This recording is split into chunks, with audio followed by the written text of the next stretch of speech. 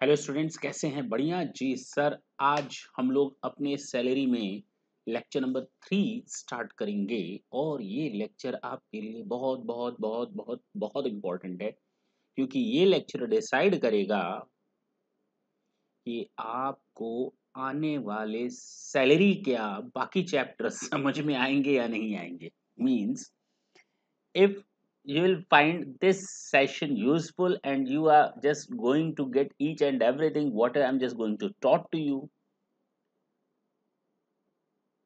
that will decide that income tax will be the easiest subject for you or not. इसको जानने के लिए आज का ये सेशन देखेंगे और इत्मीनान से देखेंगे, कोई हड़बड़ी करने की जरूरत नहीं है। और इस पर्टिकुलर टॉपिक को लगा डाला तो लाइफ झिंगा लाला। हम लोगों ने अब तक एक बार पूरा हम टेक्स्ट को इस पर्टिकुलर चैप्टर को पूरा तो नहीं, इस चैप्टर को जो शुरू से अब तक हम लोगों ने देखा है, मैं एक बार रिवाइज करने जा रहा हूँ। और बिना फंडामेंटल समझे अगर आप डायरेक्ट आएंगे यहाँ पर तो दिक्कत तो आनी है। देखते हैं क्या है। Section number 14, they are 5 heads of income: salary, house property, PGBP, capital gain and other sources. Yes और नो? हाँ सर, ये मैंने आपको बताया था। Section 15, charging section of salary, due basis or receipt basis, whichever earlier, as well as the area of salary but subject to section 89(1). उसके बाद मैंने बताया था section 16, there are 3 types of deduction: 16(1)(a), 16(1)(a), 16(2) and 16(3). 16(1)(a), it was all about your standard deduction 50,000 or the actual amount of salary whichever is less. Section 16(2) was there, which was saying about entertainment allowances. Entertainment allowances is available only to a government employee। केवल और केवल government employee को मिलता है entertainment allowances का benefit यानी deduction. First of all it will be added in the gross salary, उसके बाद हमको डिडक्शन मिलता है। तो डिडक्शन किसको मिलता है? केवल और केवल गवर्नमेंट एम्प्लॉय को। कितना? 5,000, 1/5 of basic salary and actual amount which ever is less. 16(3) मैंने बताया था एम्प्लॉयमेंट टैक्स। एम्प्लॉयमेंट टैक्स में मैंने कहा था या प्रोफेशनल टैक्स, जो एक एम्प्लॉय एक्चुअल में पे करता है बेनिफिट मिलेगा, डिडक्शन होगी। Section 17, there were 3 definition: 17(1), 17(2), 17(3). असल में मेरा दिमाग बार बार बगल में इसलिए जा रहा है क्योंकि अभी मैंने इस लेक्चर को पूरी तरह से रिकॉर्ड कर लिया था, पूरी तरह से रिकॉर्ड कर लिया था। दैट लेक्चर वाज डन डनाडन डन और पूरी मेहनत की थी मैंने। लेकिन after the completion of that lecture I am seeing that some portions are missing, means something was missing over there. Something was means कुछ स्टार्ट करना मैं भूल गया था। तो उसके बाद मुझे समझ में आया, तो मुझे ये प्रोसीजर दोबारा करना पड़ रहा है। एनीवेज, सर्विसेज तो आप ही लोगों के लिए हैं। सेक्शन 17(1) में हमने देखा definition of salary. Definition of salary में सेक्शन 17(1) में basic salary, wages, annuity, pension, gratuity, provident fund, leave encashment, committed pension, profit in lieu of salary, advance salary, perquisites, allowances, bonus, commission, fees, section 80(c)(d). Section 17(2) में बताया गया था definition of perquisites. Perquisites की definition, perquisite means अनुलाभ, उसमें सबसे पहला point बताया गया था। सेक्शन 17(2) में पहला पॉइंट बताया गया था rent free accommodation, rent free concessional accommodation, ढंग से सुनेंगे। तीसरा बताया गया था any obligation of the employee is met by the employer. Fourth बताया गया था कि the value of any benefit और amenity provided by the employer to the employee either at free of cost और at concessional rate only in the case of specified employee. Fifth point बताया गया था employee stock option plan या stock sweat equity shares. Next बताया गया था कि अगर कोई एम्प्लॉयर अपने एम्प्लॉय को इन 3 अकाउंट, अच्छा एक और छोड़ गया, any sum paid to get an assurance of life of the employee, yes LIC वाला। उसके बाद मैंने कहा था अगर कोई एम्प्लॉयर अपने एम्प्लॉय के इन 3 अकाउंट्स में कुछ अमाउंट डिपॉजिट करता है 7,50,000 के ऊपर, तो वो हमारा परक्विजिट्स माना जाएगा। कौन से वो 3 अकाउंट थे? पहला था recognised provident fund, section 80(c)(d) और सुपर एनुएशन फंड। डन डना डन डन। और उसके बाद उसमें कोई इंक्रीमेंट होता है, वो नेक्स्ट पॉइंट था, चाहे इंटरेस्ट हो, चाहे डिविडेंड हो, चाहे किसी भी तरह से। और लास्ट मैंने बताया था एनी अदर फ्रिंज बेनिफिट्स। और फ्रिंज बेनिफिट्स का मतलब मैंने बताया था आनुषंगिक लाभ। Clear? Section 17 sub section 3 was all about your profit in lieu of salary. क्या कहता था profit in lieu of salary? कि अगर टर्मिनेशन और मॉडिफिकेशन के अगेंस्ट एम्प्लॉयर एम्प्लॉय को कुछ देता है, क्या देता है? कंपनसेशन, तो वो कहलाएगा हमारा profit in lieu of salary. अगर कोई पर्सन किसी दूसरे पर्सन को सर्विस के ज्वाइनिंग के पहले और सर्विस के सेशन के बाद, सर्विस की ज्वाइनिंग के पहले और सेसेशन के बाद, खत्म होने के बाद का अगर कुछ कंपनसेशन देता है तो उसे भी हम profit in lieu of salary मानते हैं, बशर्ते वो ज्वाइनिंग के पहले और ज्वाइनिंग के बाद वो ज्वाइनिंग पीरियड का ही कोई अमाउंट होना चाहिए। मैंने इसके पीछे आपको एग्जाम्पल भी दिया था और अच्छी तरह से दिया था, और ये एक्चुअल में हुआ भी था, एक घटना है इसके पीछे, एक इंसिडेंट है एक्चुअली, तो जिसके कारण मुझे वो चीज़ हमेशा याद रहती है। और मेरे फ्रेंड सर्कल ने उस फॉर्म को भरा था, बाद में उनकी ज्वाइनिंग हो गई थी, गवर्नमेंट चेंज हो गई, उन्होंने उस पर स्टॉप कर दिया, फिर कोर्ट केस हुआ, जो भी हो। लास्ट केस है हम लोग का सेक्शन 17(3) में, की मैन इंश्योरेंस पॉलिसी। चलिए आज हम बात करते हैं, ये लास्ट में यही था की मैन इंश्योरेंस पॉलिसी। आज हम लोग बात करते हैं रिटायरमेंट बेनिफिट्स। रिटायरमेंट बेनिफिट्स का मतलब जानते हैं ना, मैं वर्ड जो यूज कर रहा हूं उसको बिल्कुल इत्मीनान से सुनेंगे। I am just telling you all about retirement benefits. जब एक एम्प्लॉय रिटायर होता है किसी ऑर्गेनाइजेशन से, जब कोई एम्प्लॉय रिटायर होता है किसी ऑर्गेनाइजेशन से, then at that time employer उसको कई सारे बेनिफिट्स देता है, ग्रेचुटी का, प्रोविडेंट फंड का, लीव इनकैशमेंट का, पेंशन का एंड सो ऑन।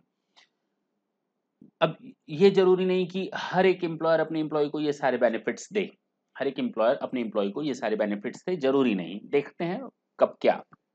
सबसे पहले बात करते हैं आज हम लोग ग्रेचुटी की। ग्रेचुटी का मतलब होता है कि एक एम्प्लॉय जब रिटायर करता है तो एक एम्प्लॉयर उसको ग्रेचुटी का एक हैंडसम अमाउंट देता है, 10 लाख, 15 लाख, 20 लाख, 25 लाख, 30 लाख। ओके सर रुक जाइए, ओके रुक गए।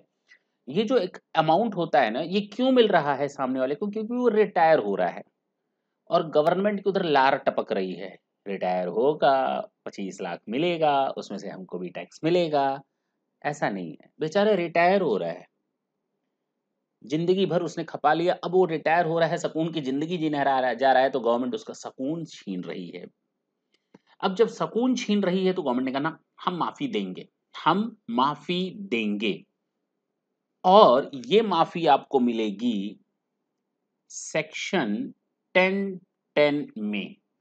और अगर याद हो तो मैंने लास्ट सेशन में जाते जाते आपको 2 पॉइंट बताए थे, सेक्शन 10 जिसको हम एग्जामिशन कहते हैं, और सेक्शन 80 जिसको हम लोग डिडक्शंस कहते हैं। याद होगा, जाते जाते मैंने ये कहानी बताई थी आपको, हाँ या ना? ये जो सेक्शन 10 होता है इसका फुल फॉर्म होता है incomes which do not form part of total income. Great. और दूसरा मैंने आपको बताया था deductions. First of all the amount of income is added, means addition is there in the gross total income, and after that you are just going to get the deduction thereof. मैंने यहाँ पर केवल income word को use किया है, expenses का भी deduction extra होता है, वो बाद में देखेंगे, अभी नहीं। अभी चूंकि आप लोगों ने इनकम टैक्स स्टार्ट किया तो मैं भी आपके सर पे कुछ ज्यादा बोझ नहीं डालूंगा, बस इतना सा आप याद रखें। तो यहाँ पर बेनिफिट किसका दिया गया है? सेक्शन 10(10) का। और मैंने लास्ट सेशन में आपको बताया था कि सेक्शन 10(10) हमारा आफ्टर सेक्शन 10(10) हमारा ग्रेचुटी से रिलेटेड है, और ये आपको बेनिफिट देता है कितना। अब हम लोग उस जगह पर आ गए जहां पर हम लोग को थोड़ा पॉज करके थोड़ा इत्मीनान से चलना है। ये कैलकुलेशन पार्ट स्टार्ट होने जा रहा है। सेक्शन 10(10) जो बताता है वो बताता है ग्रेचुटी के बारे में। किसके बारे में? ग्रेचुटी। मेरा ध्यान बार बार इधर इसलिए है क्योंकि इतनी मेहनत खराब हुई ना, तो फिर से दोबारा कर रहे हैं, तो मैं देखना चाह रहा हूँ कि हर चीज एक वर्क कर रही है कि नहीं। ठीक है, तो मेरा थोड़ा कंसंट्रेशन दाएं बाएं हो तो थोड़ा, क्योंकि मेहनत बहुत लगती है रिकॉर्डिंग में, मालूम होना चाहिए आप लोगों को। मेरे चाचा जी थे, चाचा जी, और वो हम लोग को कहते थे कि मास्टर, वो खुद मास्टर थे, अहमदाबाद में पढ़ाते थे कॉलेज में, लॉयर थे। तो वो हम लोग को कहते थे कि मास्टर जो होते हैं ना आधे पागल होते हैं, मास्टर जो होते हैं आधे पागल। तो पूछा क्यों? कहते हैं जब देखो बटन दबाओ वही चीज शुरू हो जाती है। तो पागलों की तो हरकतें हैं। जब पूछो ग्रेचुटी तो बता देंगे ग्रेचुटी क्या, फिर अगले दिन कोई बच्चा पूछेगा ग्रेचुटी तो फिर बकेंगे वही चीज। तो कहने का मतलब वो आधे पागल होते हैं उनके हिसाब से। तो ग्रेचुटी क्या होता है जरा ढंग से सुने। अगर ग्रेचुटी का अमाउंट किसी गवर्नमेंट एम्प्लॉय को मिल रहा है, अगर ग्रेच्युटी का अमाउंट गवर्नमेंट एम्प्लॉय को मिल रहा है तो उसका क्या ट्रीटमेंट होगा, and if a non government employee is going to receive the same amount, then what would be the tax treatment। तो हमारा टैक्स ट्रीटमेंट क्या होगा ये आपको अब बताना है। अच्छा, यानी फर्स्ट ऑफ ऑल जब भी हम बात करेंगे ग्रेच्युटी की, हमारे माइंड में एक स्ट्राइक करेगा टन टन टन टन। तो उस समय दो चीजें आएंगी ग्रेच्युटी के केस में, whether it is a case of the government employee और it is a case of non government employee. If it is a case of the government employee, then आपके लिए खुशी की कोई सीमा नहीं होनी चाहिए, क्योंकि ये 100% एग्जेम्प्ट होता है।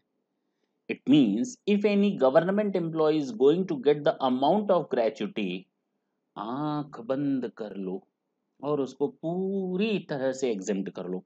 अब तीर भाला जब बना ही रहे हैं तो नॉन गवर्नमेंट एम्प्लॉय की बात करते हैं। Again we are needed to bifurcate the non government employee in two different ways. अच्छा सर, नॉन गवर्नमेंट एम्प्लॉय को दो पार्ट पे बांटेंगे? बिल्कुल दो पार्ट पे बांटेंगे, और ये देखने की कोशिश करेंगे कि कैसे टैक्सेबिलिटी अराइज होती है नॉन गवर्नमेंट एम्प्लॉय की। फर्स्ट केस होता है कि covered under the gratuity act, covered under the gratuity act 1972, not covered under gratuity act 1972। हमें एम्प्लॉयज को दो पार्ट में तोड़ना पड़ेगा। क्या वैसा employee covered under the gratuity act है? क्या ऐसा employee covered under the gratuity act नहीं है? अगर वो covered under the gratuity act है तो क्या करेंगे, और अगर कवर्ड नहीं है तो क्या करेंगे? अच्छा जी, यानी अभी तक मैंने आपको ग्रेच्युटी में जानते हैं क्या बताया? मैंने यही बताया कि first of all we are needed to check whether the employee is the government employee और non government employee. If it is a case of the government employee, try to make it 100% exempt. If it is a case of the non-government employee, again we are needed to bifurcate it into two parts. The first part is if the employee is covered under the Gratuity Act 1972 or if the employee is not covered under the Gratuity Act. अगर employee covered है Gratuity Act में तो कहा गया least of the following is exempt. Least of the following is exempt. Now, in the same way, in the second portion, least of the following is exempt.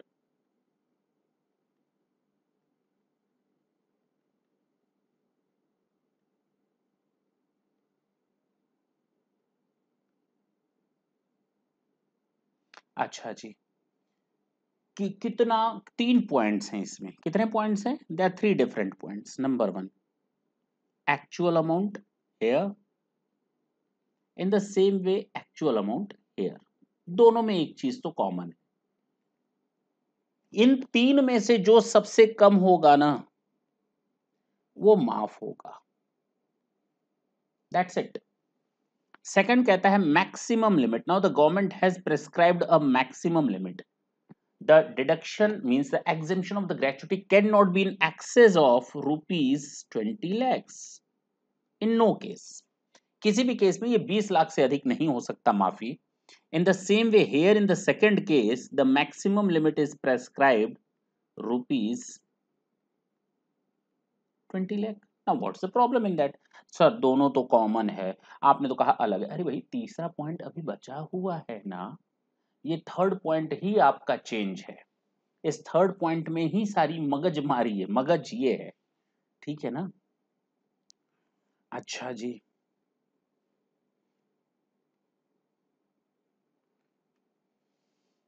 ढंग से सुने, third यही आपको समझना है।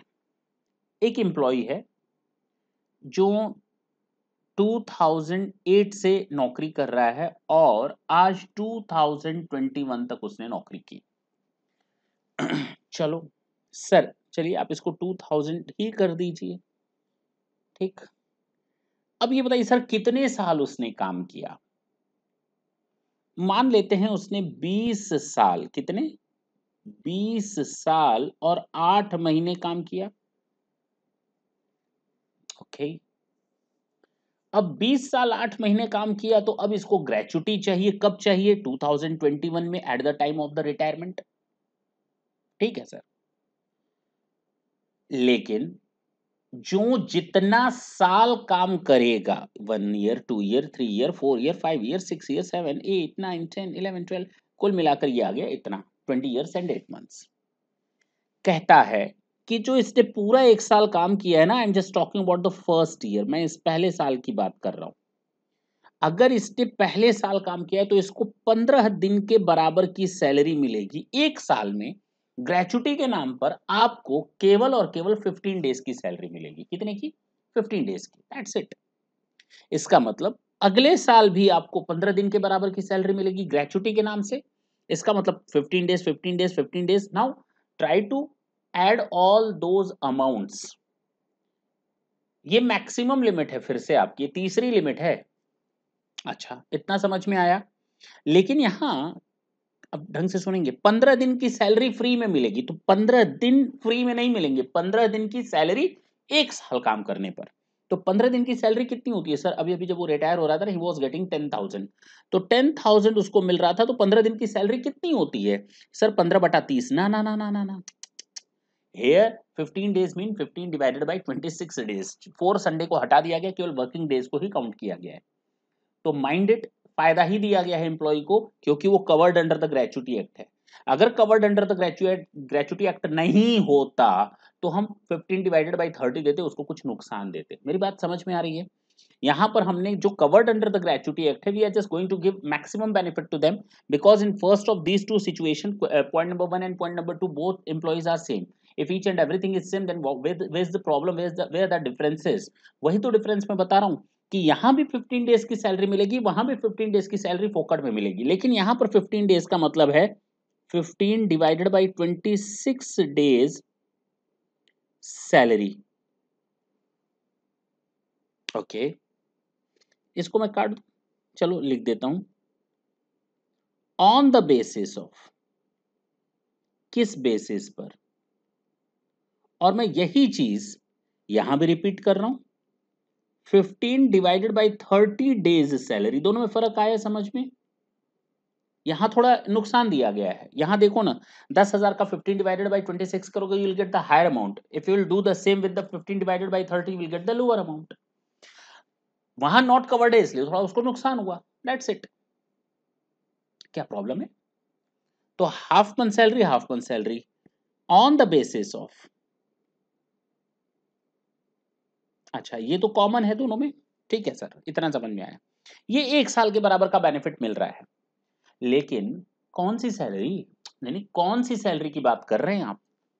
यहां पर हम बात कर रहे हैं last drawn salary, on the basis of last drawn salary. तो यहां कौन सा बेस लेंगे आप? Last 10 months average salary. पिछले 10 महीनों का एवरेज निकालेंगे, you will get the 1 month salary automatically. और उस 1 मंथ की सैलरी को 15 डिवाइडेड बाई 30 कर देंगे, you will get the 15 days salary. Here you are needed to pick the last month salary, जिस महीने में वो रिटायर हो रहा है उसके जस्ट पिछले। अगर वो 30 दिसंबर को रिटायर हो रहा है, कब रिटायर हो रहा है? 30 दिसंबर, तो वो पिछले महीने का सैलरी ले लो, नवंबर का। और अगर वो 31 दिसंबर को रिटायर हो रहा है, 31 दिसंबर लास्ट डे है, तो कौन सा लोगे आप? दिसंबर नहीं, नवंबर ही लेना पड़ेगा, क्योंकि लिखा है last month salary, last drawn salary. ठीक है ना, on the basis of last drawn salary for each completed year of service. जितने साल काम किया, इधर देखो नीचे, कितने साल काम किया सर? ये पूरा 20 साल 8 महीना काम किया, तो कितना साल ले लेंगे सर? इसको पूरा for each completed year of service, मैं यहां लिख रहा हूं for each completed years of services. कितने साल काम किया? कंप्लीटेड ईयर ऑफ सर्विसेज, तो 20 साल। कंप्लीटेड ईयर ऑफ सर्विसेज का मतलब 20 साल। आगे मैं लिखता हूं और पार्ट देयर ऑफ। ओके, और इस वर्ड ने कहानी बदल दी, और पार्ट देयर ऑफ। यानी पार्ट देयर ऑफ का मतलब है कि अगर आपने 20 साल 6 महीने से ज्यादा का काम किया, कितना, अगर आपने 6 मंथ से ज्यादा का काम किया है तो it will be considered full year, it shall be counted full year. आप ये नहीं कह सकते 20 साल 7 महीना काम किया तो 20 साल ले लो, ना ना ना ना ना, क्योंकि लिखा है और part thereof. If the part thereof word is use then we are needed to make it a complete fraction.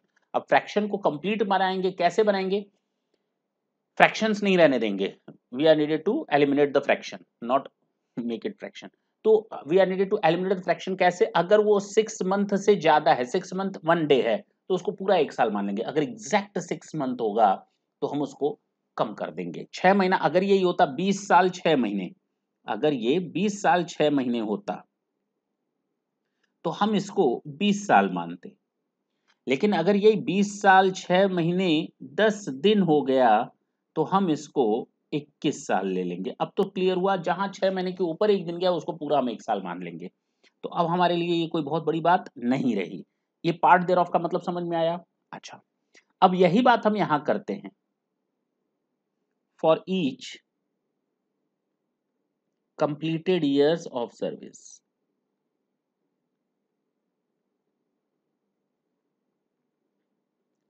लेकिन यहाँ पार्ट देयर ऑफ मिसिंग है। ओके, तो इसका मतलब सर आप ये कहना चाहते हैं पार्ट देयर ऑफ मिसिंग है, तो 20 साल 11 महीने 29 दिन भी अगर किसी ने काम किया होगा ना तो ये फ्रैक्शन हट जाएगा, केवल 20 साल काम आएगा।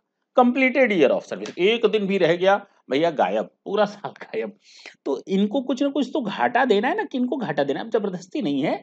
लेकिन हाँ, government is going to bifurcate the employees in two parts.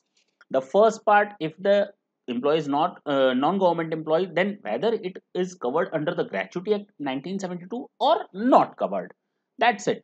और दोनों में फर्क कहां पर है, केवल थर्ड पॉइंट में फर्क है। पहला में बोलता है कि 15 divided by 26 days salary on the basis of last drawn salary for each completed year of service or part thereof, while in the second case if the employee is not covered under the Gratuity Act, 15 days salary. Now the 15 days salary means 15 divided by 30 days salary on the basis of last 10 months average salary for each completed year of service, but here the missing word is part thereof.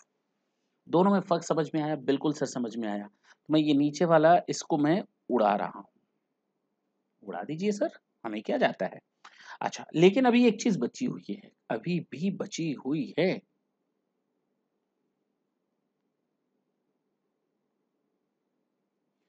क्या बचा है,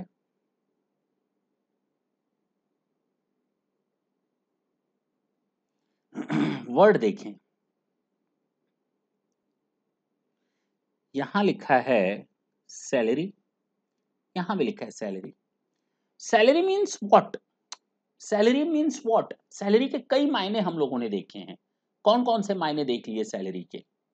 salary का मतलब हम लोगों को देखा, basic salary, wages, annuity, pension, gratuity, provident fund, leave encashment, committed pension, profit in lieu of salary, advance salary, perquisites, allowances, bonus, commission, fees, section 80 C C D, इतनी सारी चीजें हम लोगों ने देखी। तो इस सैलरी का मतलब की, तो सैलरी का मतलब ई, कौन क्या, salary means basic salary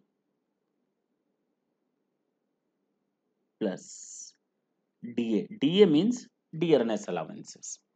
Or here in the second case salary means basic salary plus DA if plus percentage. ओ ओ सर, आप ना फालतू की बात करते हैं। अरे भाई मैंने कौन सी फालतू की बात की, मैंने तो यही लिखा ना जो लिखा हुआ था, basic salary plus DA if plus percentage. दोनों में डिफरेंस क्या है जरा हम उसकी बात करें। और ये आप पहलियां क्यों बुझा रहे हैं, डीए में यहाँ कुछ नहीं लिखा, यहाँ आपने लिखा इफ, यहाँ आपने कुछ नहीं लिखा, वहां लिखा percentage. What does it means, चलिए अब हम तीनों फैक्टर्स को साथ में देखेंगे कि बेसिक सैलरी का मतलब क्या होता है, डीए इफ का मतलब क्या होता है और परसेंटेज का मतलब क्या होता है। चलिए सबसे पहले हम आपको समझाते हैं पे स्केल, या जिसको हम कहते हैं ग्रेडिंग।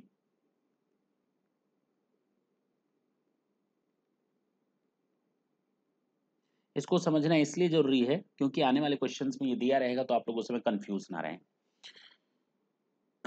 ये बिल्कुल डिफरेंट पॉइंट है। अगर मैं आपसे कहूँ एक बंदा अपॉइंट हुआ है 8,000 रुपए की पे स्केल पर और आगे लिखा है 500 और ये गया है 10,000 और उसके बाद मैंने कहा 1,000 के हिसाब से ये क्या है 13,000। अब जरा इसका मतलब बताओ। मैंने कहा डेट ऑफ अपॉइंटमेंट है उसकी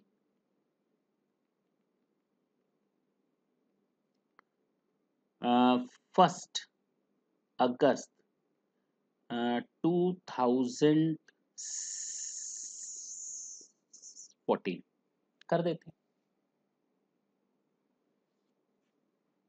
ठीक है 15 कर देते हैं, थोड़ा रिस्क कम लेते हैं। चलिए अब ये हमको डिटेल दी है और हमसे कहता है find the salary for previous year, it means assessment year, यही तो होगा। अरे बोलो ना। ठीक है सर आप करिए, हम समझ गए। सॉल्यूशन देखें, कैसे देखेंगे सॉल्यूशन।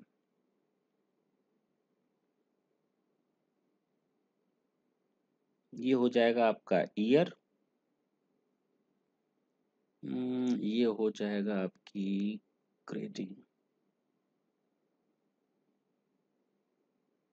चलो ईयर कौन कौन से हैं, प्रीवियस ईयर, हाँ प्रीवियस ईयर को मारो गोली। ये अपॉइंट हो रहा है 1 अगस्त 15 से, कब तक का है ये 31 जुलाई 16 तक रहेगी। जानते हैं कितनी सैलरी रहेगी, देखो देखो इधर देखो, किताब पे लिखना कॉपी पे लिखना तो छोड़ दो। फर्स्ट ऑफ ऑल जब भी मैं लिखूं तो आपका हाथ नहीं चलना चाहिए, रुक जाना चाहिए, आपकी पेन और कॉपी किनारे रहनी चाहिए जब तक मैं लिख रहा हूं। जब तक मैं ना कहूं तब तक आप ना लिखें।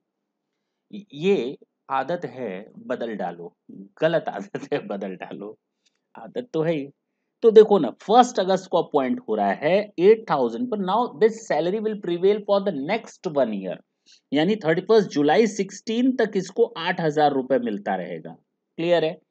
अब उसके बाद 1 अगस्त 16 से लेकर 31 जुलाई 17 तक इसको 500 का एक्सटेंशन मिल गया। इसको हर साल 500 रुपए एक्सटेंड होता जाएगा, मींस इंक्रीमेंट होता जाएगा और ये 10,000 तक जाएगा। यानी अगर मैं कहूं ये इसके बाद 9,000 होगा, इसके बाद 10,000 होगा और 10,000 पर रुकेगा नहीं। अब ये फिर ऐड होना शुरू हो जाएगा 1,000 1,000 से। कब तक, जब तक ये 13,000 तक ना पहुंच जाए। 11,000, 12,000 and 13,000। Now this was the information which was given to us। इसका मतलब ये हमारा हो जाएगा 1 अगस्त 17 से लेकर 31 जुलाई 18 और 1 अगस्त 18 से लेकर 31 जुलाई 19, 1 अगस्त 19 से लेकर 31 जुलाई 20, 1 अगस्त 20 से लेकर 31 जुलाई 21, 1 अगस्त 21 से लेकर, इसी को कहते हैं किस्मत। हम लोग किस्मत के धनी हैं। धनी इसलिए हैं क्योंकि जो हमें क्वेश्चन चाहिए था जहां तक के लिए we got each and everything. हमें ना सैलरी पता करनी है 21-22 की। कब की, 21-22 की। और 21-22 में जो ईयर होता है ना वो होता है 1 अप्रैल 2021 से स्टार्ट होता है टिल 31 मार्च 2022 तक। अब जरा एक बात बताओ, अप्रैल 21 किस में आएगा सर? अप्रैल 21 इसी में आएगा। अरे सर अप्रैल से लेकर जुलाई तक, अप्रैल मई जून जुलाई 4 महीने, अप्रैल से लेकर जुलाई 21 तक हमारी सैलरी थी 12,000 पर मंथ। और उसके बाद हमारी सैलरी अगस्त से चेंज हो गई, यानी अगस्त 2021 से लेकर, देखो ना मार्च इसके अंदर ही खत्म हो गया, तो मार्च 2022 तक हमारी सैलरी थी 13,000। अरे भाई बोलो ना, इसमें कौन सी बड़ी बात है? मैंने इसमें से अपने सैलरी मतलब की निकाल ली। देखो अगस्त 20 है ना, हमें मालूम है कई लोगों को दिक्कत आ रही होगी, कैलकुलेशन में बड़े वीक रहते हैं कई लोग। कई लोगों को लगेगा मैं फालतू की चीज कर रहा हूं, 1 मिनट लगेगा।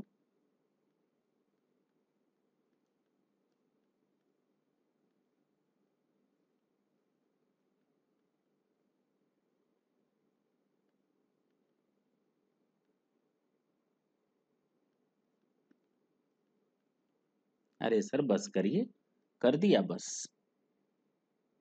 ठीक है ना। ये है। अब जरा देखो, 1 अगस्त 20 से हमारी सैलरी कितनी थी सर? 12,000। तो मैं लिख दूं यहाँ पे 12,000 हर महीने की।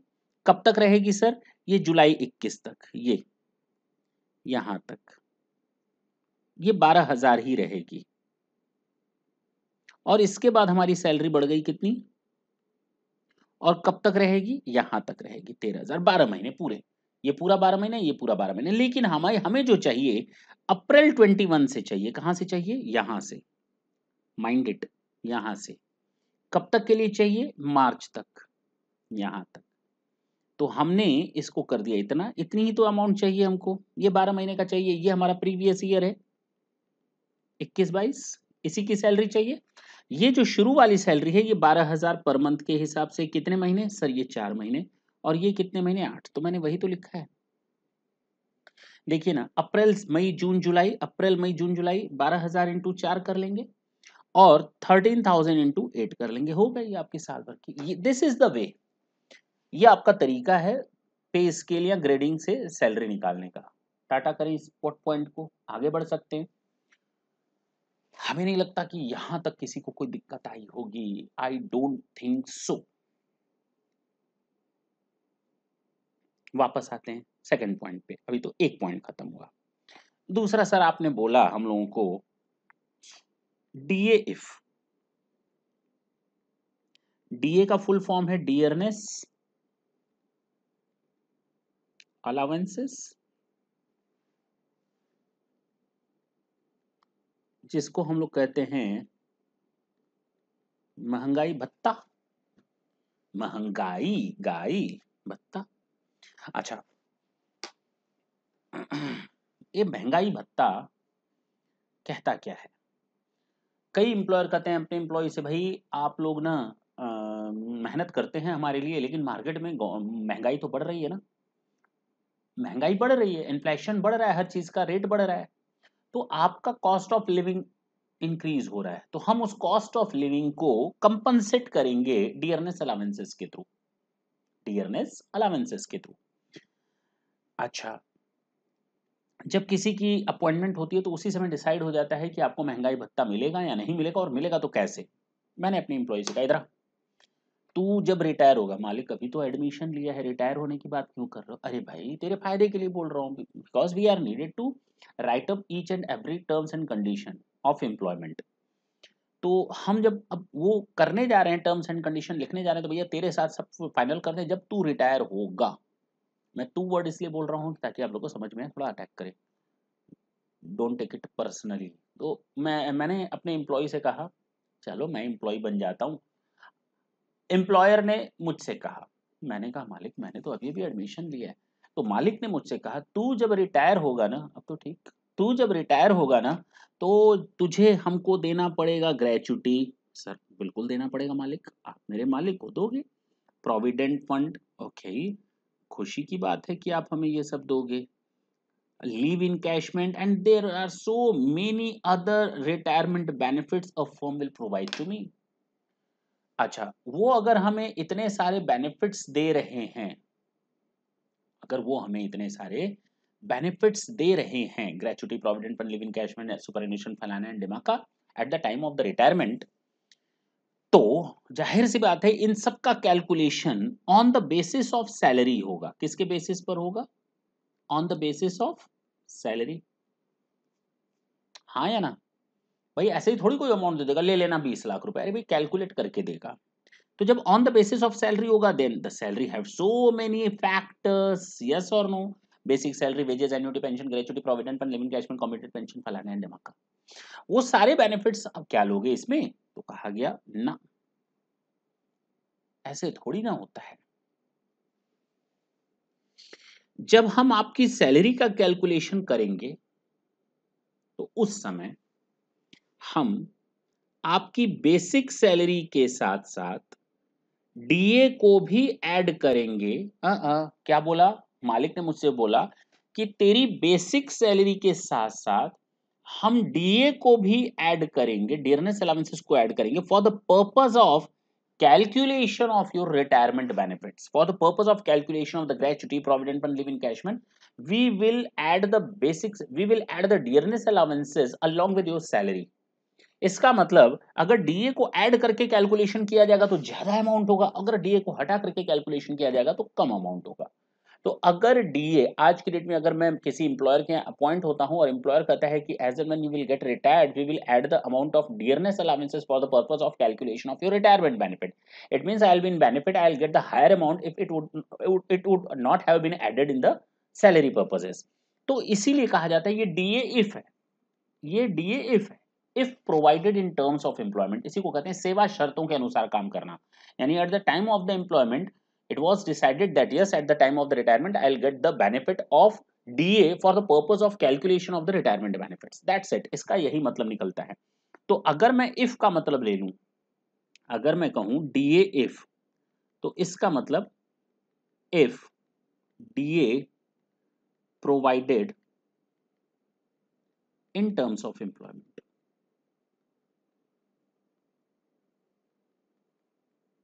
और आप कह सकते हैं DA shall be considered for computation of retirement benefits or calculation of retirement benefits।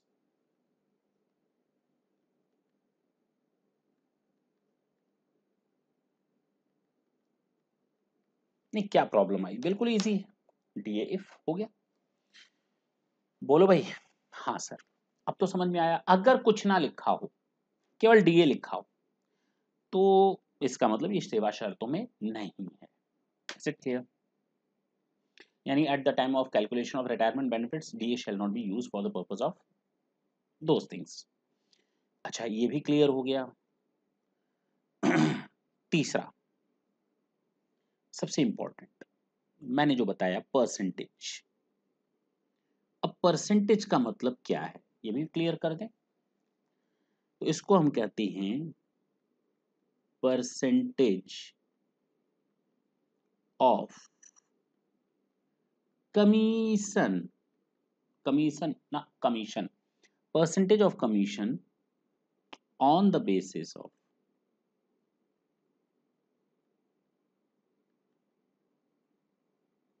Turnover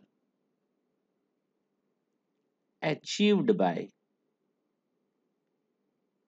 employ. Sir नहीं समझ में आया? बिल्कुल समझ में आएगा। मैं आपके सामने एक क्वेश्चन रखता हूं।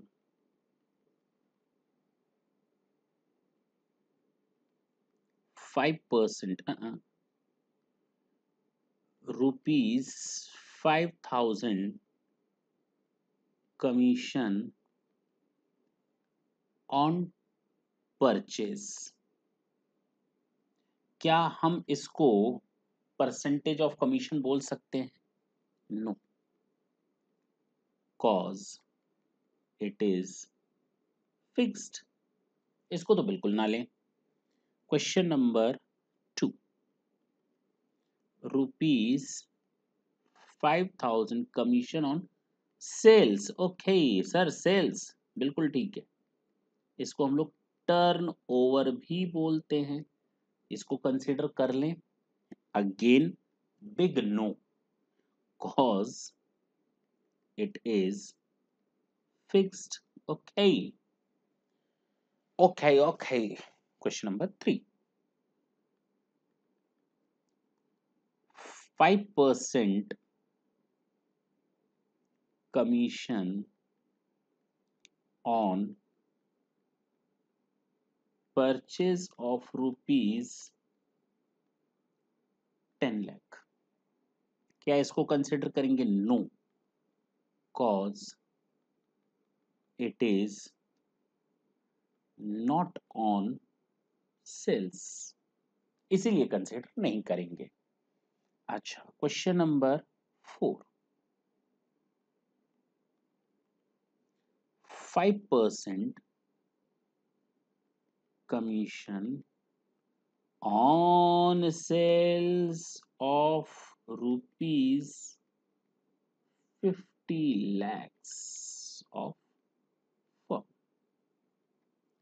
अब बताओ कंसीडर करेंगे?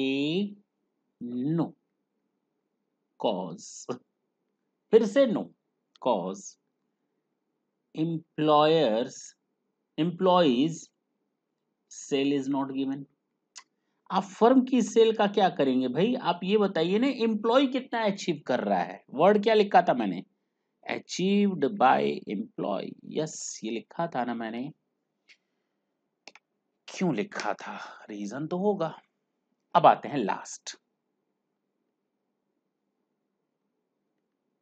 मैंने कहा 5% commission on sales on rupees 30 lakhs made by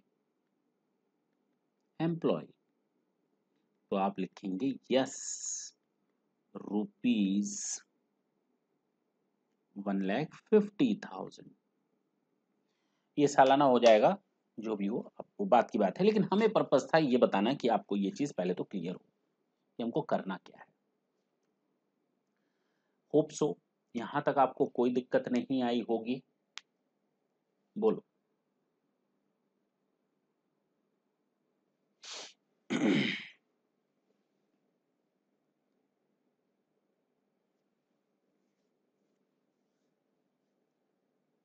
चल सकते हैं आगे। तो हम लोग का ये टॉपिक, तीनों पॉइंट खत्म कर दिए मैंने। तो अब जो मैंने आपको यहाँ बताया था ग्रेचुटी, वापस आते हैं। मैंने आपके सामने बताया सबसे पहले जब ग्रेचुटी आता है तो उसको दो पार्ट में तोड़ते हैं, government employee, non government employee. Government employee का पूरा माफ होता है, नॉन गवर्नमेंट एम्प्लॉय को दो पार्ट में तोड़ते हैं, अगर वो ग्रेचुटी एक्ट में कवर्ड है, नॉट कवर्ड है। ग्रेचुटी एक्ट में कवर्ड है तो एक्चुअल अमाउंट 20 lakhs और half month salary 15 divided by 26 days salary on the basis of last ऑन salary for each completed year of service और पार्ट देयर ऑफ। सैलरी का मतलब बताया गया था basic salary plus DA, nothing else.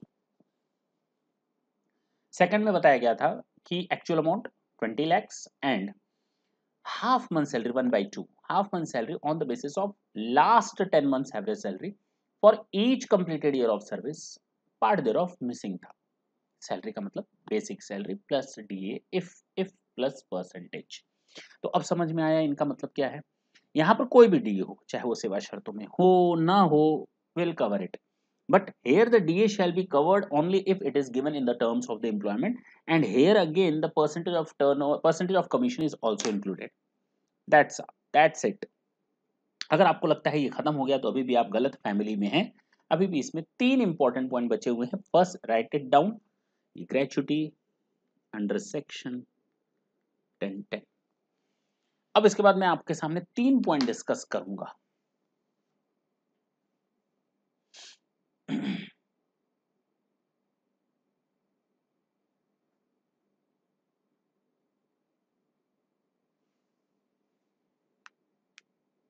चलें।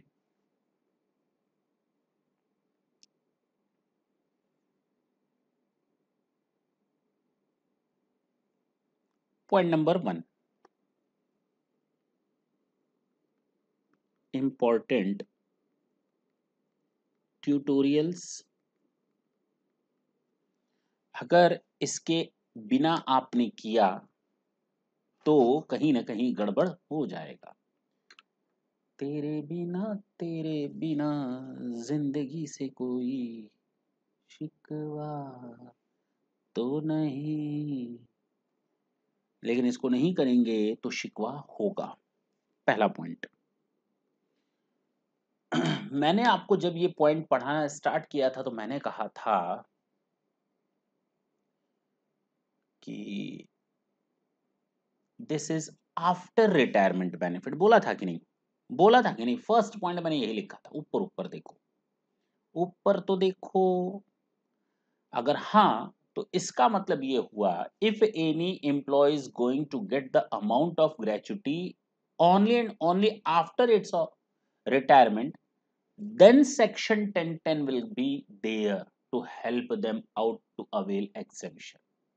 But if any employee is going to get their amount of gratuity during the tenure of its services, अगर किसी employ को उसकी टेन्योर यानी कि अभी सर्विस कर रहा है और ग्रेचुटी निकाल लिया, तो भैया मामला बिगड़ गया, मामला बिगड़ गया।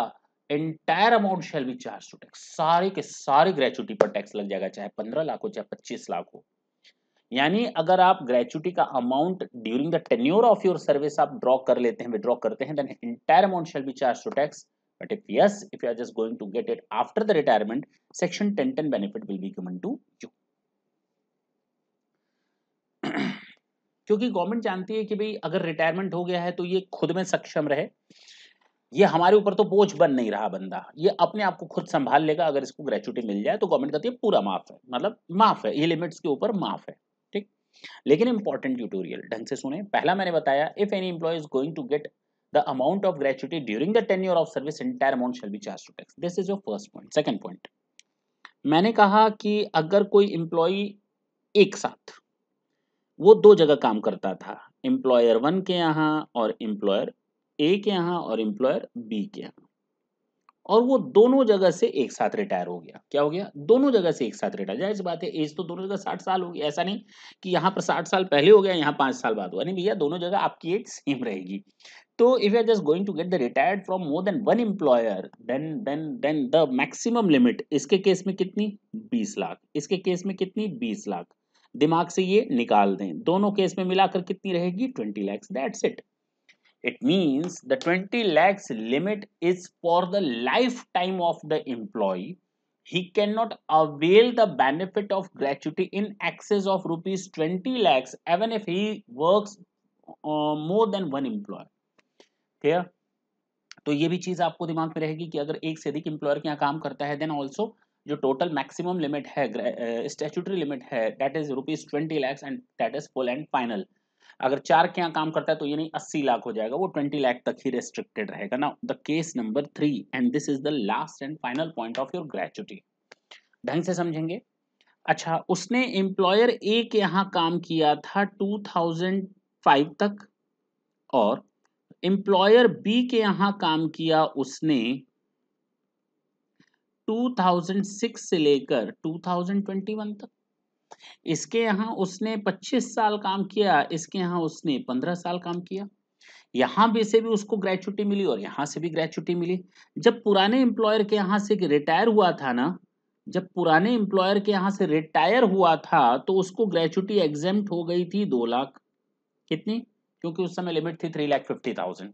वो तो बाद में 20 लाख से इंक्रीज हो गई, लेकिन हमें मालूम है उस समय 3,50,000 थी। मान लेते हैं 2 लाख एग्जेम्प्ट हो गई। अब मान लिया 2 लाख रुपए उस समय ग्रेचुटी का एग्जेम्प्ट हो गया। अब वो नए एम्प्लॉयर के यहाँ से रिटायर हो रहा है। अब नए एम्प्लॉयर के यहाँ से रिटायर हो रहा है तो जो मैक्सिमम लिमिट है ना 20 lakhs की, वो माइनस हो जाएगी। जानते हैं कितने रुपए से? इतने रुपए से। क्योंकि मैंने अभी आपको बोला ये lifetime of the employee होता है। लाइफ टाइम, पूरे लाइफ टाइम में मैक्सिमम आप बेनिफिट ले सकते हैं ग्रेचुटी का 20 lakhs, उससे ज्यादा का आप बेनिफिट नहीं ले सकते। 20 लाख से अधिक का बेनिफिट नहीं ले सकते। Already you have availed the benefit of rupees 2 lakhs at the time of the retirement from the earlier employer. Now you are again getting the retirement from the present employer. Now the maximum limit will be reduced by that amount which you have already got the exemption at the time of the earlier retirement. Is it clear? तो आपका 2 लाख रुपए minus हो जाएगा। अब कोई doubt है? नहीं। यही 3 ट्यूटोरियल यहाँ पर आपको बताए हुए हैं। अब मैं आपको शुरू से पढ़ाता हूँ ये ग्रेचुटी। देखिए ना, मैंने कहा कि अगर ये चीज पूरी तरह से समझ में आएगी, समझ लीजिए अब आपको सैलरी चैप्टर में कोई दिक्कत नहीं आएगी। दिक्कत नहीं आएगी। इनकम टैक्स सब समझ में आएगा, बस ये समझ लो आप लाइन पर आ चुके। इसके बाद कोई कभी दिक्कत नहीं आने वाली। आपको इनकम टैक्स बड़ा ही इंटरेस्टिंग नजर आने वाला है, दिखाई देने वाला है, सुनाई देने वाला है और बताया जाने वाला है। ग्रेचुटी ये 1 मिनट और मैं आपका लूंगा, क्योंकि ये शुरू में चीजें आप लोगों को मैं इसलिए बताता हूं ताकि आपका एक तो इंटरेस्ट जागे और आपको ये समझ में आए कि वाई, काय को क्यों नहीं, काय को आप ये सब्जेक्ट काय को पढ़ रहे हैं। तो ये सब्जेक्ट इसलिए पढ़ रहे हैं क्योंकि हम लोग के घर पे आसपास चाचा चाची, नाना नानी, ताऊ ताई, मम्मी पापा, भाई बहन, कोई भी जॉब कर सकता है। एंड उनके पास ये रोजमर्रा की चीजें हैं, कोई ना कोई पड़ोसी ही आपके पास आ जाए, बेटा क्या कर रहे हो, सीए कर रहे हो, सीएस करो, सीएमए, अरे वाह बड़ा अच्छा कोर्स करो, मेरा जरा रिटर्न भर दो, अच्छा ये बताओ कि मुझे बेनिफिट, अरे भाई उस समय पूरा का पूरा दिमाग ब्लैंक, गायब, गला सूखने लगा, अरे भाई पड़ोसी ने क्या पूछ लिया, ना जवाब दे पाओ तो बेइज्जती, घनघोर बेइज्जती। तो भैया आप उस समय ये प्ली नहीं दे सकते, अरे अभी तो मैं पढ़ रहा हूँ, काहे का पढ़ रहा है, सीए कर रहा है, कुछ आता होता है नहीं। ये बहुत ही प्रैक्टिकल सब्जेक्ट है, अब आप खुद ही सोचो, हर जगह यूज है, जीएसटी जो आप पढ़ते हो हर जगह, आप घर से सामान लेने बाहर निकलते हो, you are just using the GST, आप वहां पर भी जीएसटी का पेमेंट करके आ रहे हो। इनकम टैक्स, आपके घर आपके पड़ोस में हर कोई इनकम टैक्स दे रहा है। तो आप एक तरह से अपने आप को कंसल्टेंट बना लो, जब भी पढ़ो ये समझो इसके साथ ये हुआ तो क्या होगा उसके साथ, अब चाह करके खुरपेच मत करना, नहीं तो दौड़ा भी सकता है कोई आदमी, वो पूछे तो बताओ, अदरवाइज खुरपेच मत करो। ये ऐसा चीज है जिसमें आप जितना पूछेंगे उतना आदमी आपसे दूर भागेगा, वो जितना आपसे पूछे उतना बता दो, उसके बाद चुप।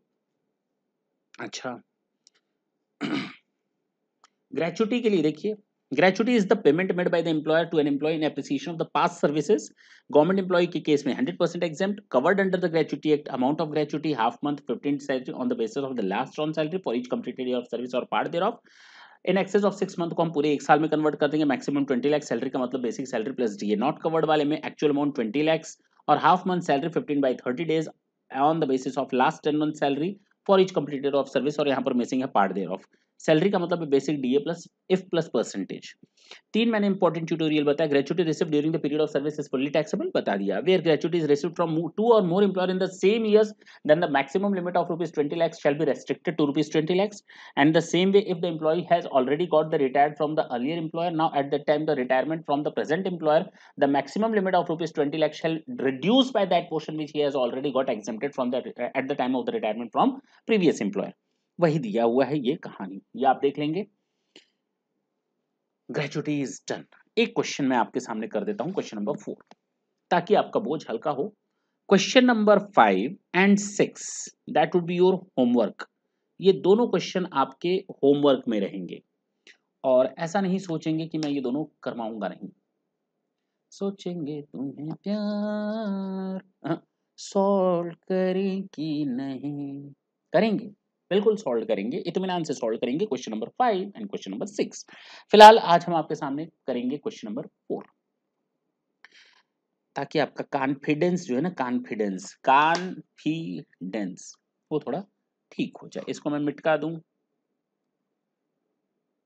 इसको मैं यहां तक मिटका दे रहा हूं, कितने की हो ठीक है ना। आज वैसे बहुत दुखी हुआ था क्योंकि इसके लास्ट वाला सेशन भी थोड़ा रिकॉर्डिंग में ग्लिचेस आ गए थे, और आज वाले सेशन में भी जो रिकॉर्ड किया था उसमें भी टेंशन आ गई थी, तो बहुत ज़्यादा टेंशन थी। तो कोई दिक्कत नहीं है, tension is the part of the life and live your life with tension. अच्छा जी, कहता है क्वेश्चन में कि अशोक, सॉल्यूशन 4, कहता है Ashok an employee of ABC limited receive 2,05,000 as gratuity, gratuity received 2,05,000 and under the payment of gratuity act. तो ये तो पहली बात है कि ये नॉन गवर्नमेंट एम्प्लॉय है सर, आपको कैसे मालूम, क्योंकि लिखा है लिमिटेड, ठीक है ना, कहीं उससे ये नहीं लगा कि ये सरकारी है, ये गैर सरकारी एबीसी लिमिटेड।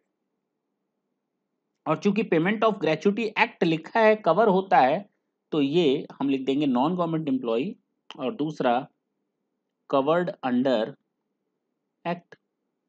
तो 2 पॉइंट आपके क्लियर हो गए, हमारा रास्ता साफ हो रहा है। He retires on 10th of September 2021, तो डेट ऑफ रिटायरमेंट, अच्छा कितने साल काम किया, 35 years and 7 months सर्विस। अच्छा कितने, 35 years 7 months, 36 कर लो, 6 महीने से अधिक है, यहीं पर कर लो क्योंकि कवर्ड है, ये कंप्लीटेड ईयर ऑफ सर्विसेज, ठीक। अच्छा लास्ट ड्रॉन सैलरी 2,700, अगर हमें क्वेश्चन में कुछ भी नहीं दिया होता, केवल लिखा रहता है ABC है, ये है, वो है, लास्ट ऑन सैलरी। अब हमें पिछले 10 महीने का डिटेल नहीं दिया है, तो हम लास्ट ऑन सैलरी के हिसाब से हम मान लेते कि हमारे पास जो इन्फॉर्मेशन है वो केवल फर्स्ट के हिसाब से है, covered under the gratuity act. तो हम इसको भी बेस लेकर के अपने क्वेश्चन को सॉल्व कर सकते थे, कोई दिक्कत नहीं आती। चला जाए।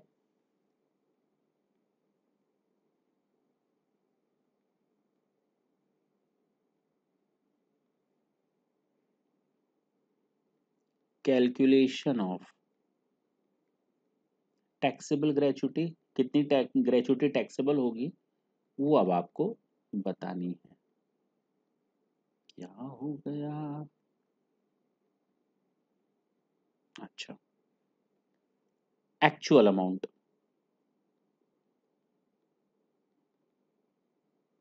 2,05,000 less least of following is exempt, यही तो बताया था। जितना मिला वो ऊपर लिख दिया, और जितना माफ होगा उसमें से माइनस कर दो। कितना माफ होगा? इन तीन में से जो सबसे कम होगा वो माफ होगा। पहला एक्चुअल, ओके, कितना? 2,05,000। दूसरा maximum limit we know, how much? 20 lakhs। And the last third point, अब चूंकि कवर्ड में है तो 15 days salary on the basis of last drawn salary. Okay okay okay okay, 2700 का 15 दिन का निकाल लो। For each completed year of service 36 years. That's it. Part thereof हमने ऑलरेडी इंक्लूड कर लिया है, यानी पर ईयर का 1558 इसका माफ होगा, और कितने साल का? 36। तो 56,077 ये माफ होगा। इन तीनों में से जो सबसे कम हो, तो सर ये माफी हो जाएगी 56,077। तो टैक्सेबल हो जाएगा, माइनस कर दें 2,05,000। अब देखो ढंग से सुनो मैं जो बोलने जा रहा हूँ। हाथ में मिला कितना? 2,05,000। हाथ में मिला कितना? 2,05,000। माफ कितना है? इतना है। बाकी क्या? बाकी टैक्सेबल है 1,48,923 टैक्सेबल ग्रेच्युटी। देखा जाए आंसर मैच कर रहा है या नहीं? 1,48,923। ग्रेट। आना आना, रुपया रुपया सब मैच कर रहा है। कहने का मतलब ये कि आपको बस इसी तरह से क्वेश्चन को सॉल्व करना है। अब आपको हर एक पॉइंट डिस्कस करवा दिया गया, बता दिया गया। नेक्स्ट सेशन में जब हम आपके साथ आएंगे तो हम पहले ये क्वेश्चन सॉल्व करेंगे, question number 5 and question number 6 ये। उसके बाद हम लोग आगे बढ़ेंगे ये वाला कम्यूटेड पेंशन में, ठीक है ना। लेकिन आपके लिए ये होमवर्क है दोनों question, question number 5 and question number 6। इसका मतलब ये नहीं कि मैं क्वेश्चन सॉल्व नहीं करवाऊंगा। Yes, and the very next session will start with question number 5 and question number 6, ठीक है। नेक्स्ट सेशन तक के लिए tata and bye bye, thank you, thanks a lot.